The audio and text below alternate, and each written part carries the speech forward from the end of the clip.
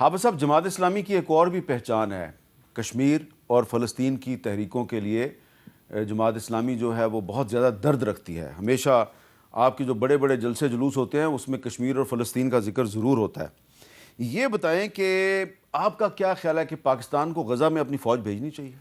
نہیں بھیجنی چاہیے، especially in side Gaza کا جو ایشو ہے نا، دیکھیں وہاں پر دو طرح سے ہیں۔ ایک ہے بارڈر کے اوپر آئی ایس ایف کو لگانا، جو انٹرنیشنل اسٹیبلائزیشن فورس جسے آپ کہتے ہیں، اور ایک ہے کہ غزہ کے اندر لگانا۔ غزہ کے اندر تو سوال ہی پیدا نہیں ہوتا کہ کوئی فورس جانی چاہیے۔ اس کی وجہ یہ ہے کہ یہ تو پھر آپس میں فلسطینیوں سے لڑوا دیں گے، اور جو کام اسرائیل کو کر رہا ہے اسرائیل، تو ہم کیوں کریں وہ کام؟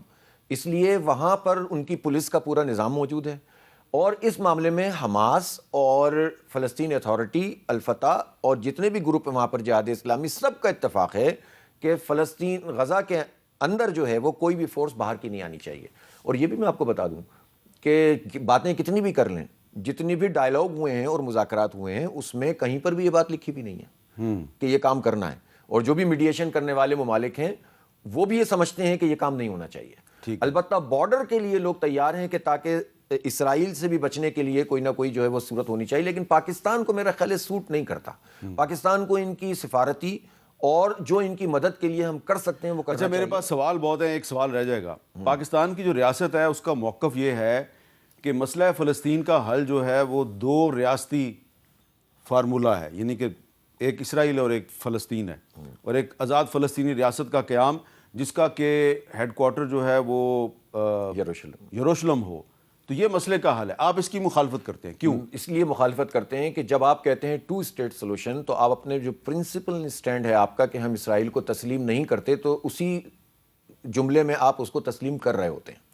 مجھے اس مسئلے کا ادراک ہے، ہماری پارٹی کو ادراک ہے کہ جب انٹرنیشنلی آپ کوئی چیز سلوشن کرنے جاتے ہیں تو اس میں 1968 کی جو پرابلم، 1967 کا جو مسئلہ تھا وہ آتا ہے، لیکن پاکستان کو بہت احتیاط سے بات کرنی چاہیے، اور پاکستان کو قائد اعظم والی پوزیشن پہ رہنا چاہیے کہ ہم تسلیم نہیں کریں گے۔ لیاقت علی خان والی پوزیشن پہ رہنا چاہیے کہ جب وہاں پر انہوں نے امریکہ کا وزٹ کیا اور اسپیکر کے سامنے بات ہوئی، اس کے جو کانگریس تھی، تو اسپیکر نے کہا کہ بھئی آپ تسلیم کیوں نہیں کر لیتے، آپ کا تو فاصلہ بھی بہت ہے، جغرافیہ بھی بہت دور ہے، آپ کا پرابلم بھی کوئی نہیں ہے، آپ کو بہت فائدہ ہوگا اس کا، آپ کو بہت پیسے ملیں گے، اور نوزائیدہ مملکت تھی پاکستان۔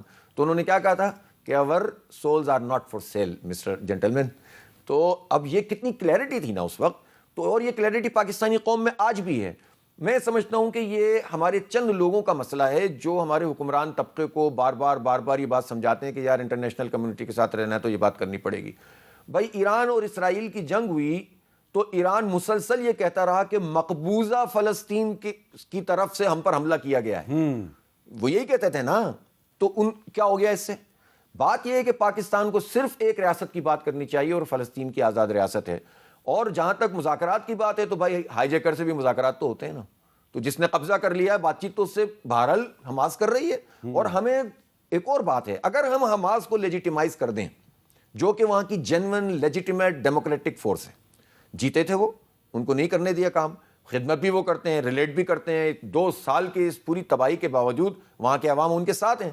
حماس کا اگر آفس پاکستان میں ہو، حماس کو ہم پورے دنیا میں لیجیٹیمائز کرنے کی کوشش کریں اور اسٹینڈ لیں، تو پوری دنیا آپ کے ساتھ آ کر کھڑی ہو جائے گی، اور یہ سب ممالک جو اس وقت دہشت گرد قرار دینے کی بات کرتے ہیں آئسولیٹ ہو جائیں گے، اور ہو گئے اپنے اپنے عوام میں۔ امریکہ میں لوگ حماس کو پسند کرتے ہیں، یورپ میں لوگ پسند کرتے ہیں، اس لیے کہ حماس کوئی ٹیررسٹ آرگنائزیشن نہیں ہے، وہ جو یو این او کا چارٹر ہے اس کے مطابق ایک جو قابض فوج ہے اس کے خلاف لڑ رہے ہیں، تو ان کی یہ پوزیشن تو واضح ہے۔ حافظ صاحب، سوال کچھ اور بھی ہیں میرے پاس، اور میرے پاس وقت کم ہے۔ اب وہ سوال ایسے ہیں کہ لوگ سوچ رہے ہوں گے کہ یہ سوال نہیں کیا، یہ سوال نہیں کیا، وہ پھر کسی وقت کر لیں گے آپ سے۔